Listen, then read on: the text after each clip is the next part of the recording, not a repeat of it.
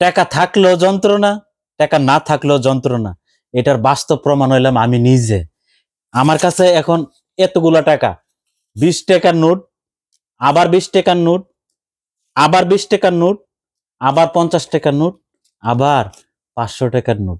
এই টাকা নিয়ে আমি বহুত যন্ত্রণার মধ্যে আছি। কোন দিন জানে, এই বেড়ের থেকে ঘুম থেকে উঠতে শুনি যে শেখ মুজিবুরের ছবিওয়ালা টাকা আর চলবো না বাংলাদেশে। তখন আমার এই টাকার কি হইব, কি অবস্থা হইব। আরো বেশি কেন টেনশনে আছি, যখন শেখ হাসিনা ক্ষমতাচ্যুত তখন আমার কাছে এই টাকাটি আসিল।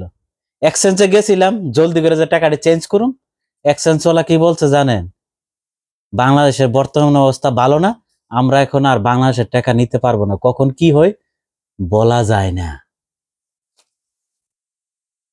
এটার ভিতরে আছে মন্দির, আর এটার ভিতরে আছে ছবি।